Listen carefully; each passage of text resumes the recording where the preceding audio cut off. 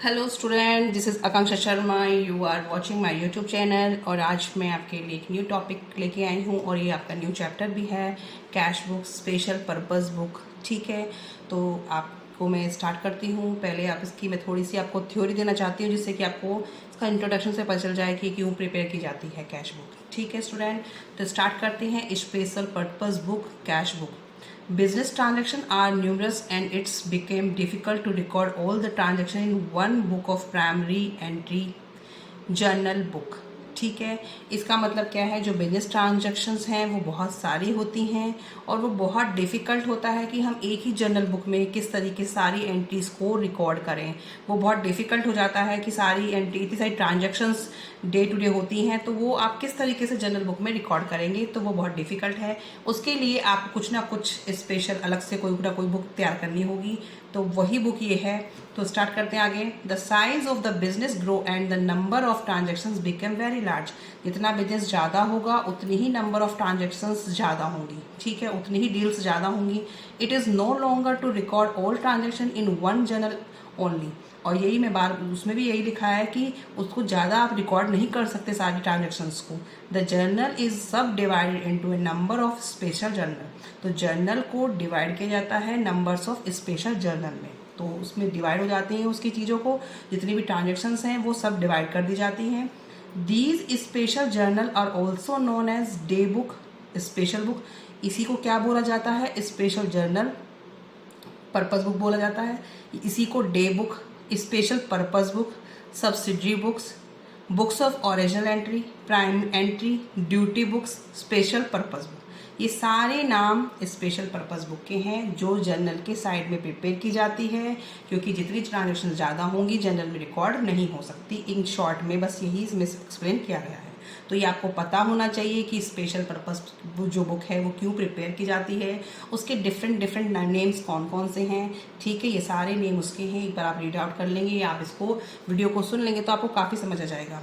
Types of subsidiary books. Subsidiary books कौन कौन सी होती हैं, ठीक है। तो फर्स्ट है कैश बुक, सब्सिडरी बुक भी इसी को बोलते हैं। ठीक है, तो first cash book, purchase book, sale book, purchase return book, purchase outward, return book या return outward, purchase return, return outward, sales return, return inward. ठीक है, ये खरीदा हुआ माल वापस हो गया है, ये बेचा हुआ माल वापस हो गया है, तो return inward, purchase sales return, return inward होता है। तो कई बार रिटर्न इनवर्ड लिख के आता है तो स्टूडेंट कंफ्यूज हो जाते हैं। ठीक है, तो ये सब्सिडरीज बुक हैं। तो कैश बुक में क्या रिकॉर्ड होता है, this book record all transactions related to cash receipt and cash payment. Cash book के अंदर जितनी भी ट्रांजेक्शन कैश से रिलेटेड हैं, वो रिसिप्ट्स हों या पेमेंट्स हों, वो सब रिकॉर्ड होंगी। It also record all banking transaction related to receipts and payment. और जो बैंक की ट्रांजेक्शन होंगी वो भी इसके अंदर एक कॉलम बन जाएगा, 2 कॉलम का, तो वो भी आपके रिसिप्ट्स एंड पेमेंट्स रिकॉर्ड होंगी। तो सारी cash transaction related to bank, जितनी भी बैंक में ट्रांजेक्शन हुई कैश से रिलेटेड या बैंक से रिलेटेड, वो सब कैश बुक में रिकॉर्ड होंगी, उसको आप सब्सिडरी बुक्स बोलेंगे। परचेज बुक में, this book is use to record credit purchase of goods dealt in by the firm. तो जितने भी फर्म के अंदर जितने भी गुड्स से रिलेटेड, गुड्स जो भी आपने माल बेचे हैं उधार पे, वो सारे ट्रांजेक्शन्स कहाँ रिकॉर्ड होंगी, परचेज बुक में। ठीक है, परचेज बुक के अंदर जितने भी उधार पे आपके बिजनेस में जितने भी उधार पे आपके जो भी ट्रांजेक्शन्स की हैं वो सब परचेज बुक में जाएंगी। Sales book, this book is use to record credit sales of goods dealt in by the firm. तो ये किस लिए बनाई जाती है, ये फर्म द्वारा बनाई जाती है। किस लिए, जितनी भी सेल्स क्रेडिट पे हुई हैं उन सबको रिकॉर्ड करने के लिए। उधार की जितनी भी अपने गुड्स सोल्ड की हैं ऑन क्रेडिट, वो सारी कहाँ रिकॉर्ड होंगी, सेल्स बुक में। Purchase return book, return outward book, this book is use to record return of goods previously purchase on credit.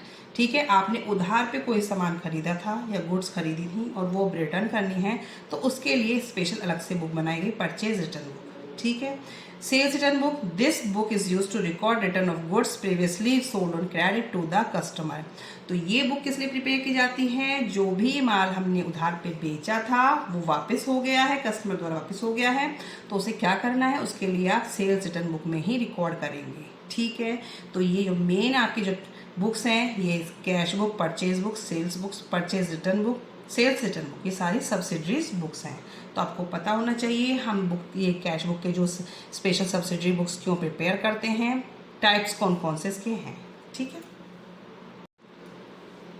Journal proper. This book is used to record transaction which cannot be recorded in any of the above mentioned book.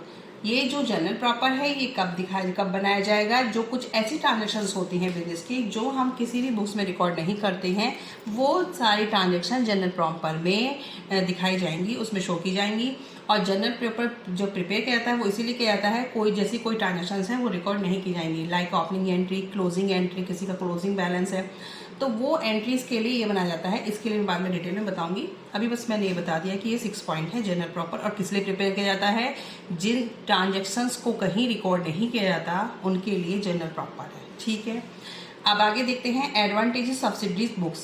Advantages क्या क्या हैं, क्या क्या उसे बनाने से फ़ायदा होता है सारी सब्सिडीज बुक्स को, तो ये इसमें बताया जाएगा। फर्स्ट है डिवीजन ऑफ वर्क।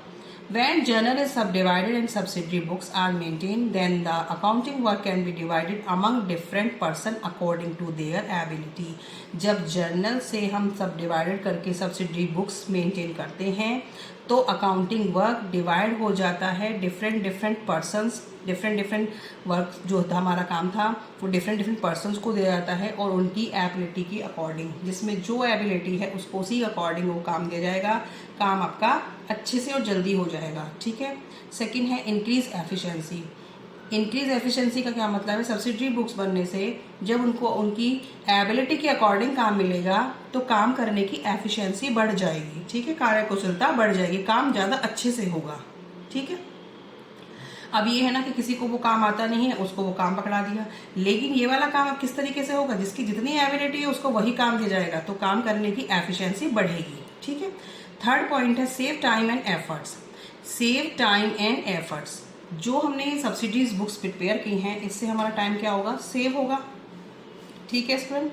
इसे जो भी हम डिफरेंट टाइप की हम जो बुक्स प्रिपेयर करेंगे इससे टाइम बच जाएगा, क्योंकि जिसकी जो ट्रांजेक्शन है वो वहीं पे ही दिखाई जाएगी।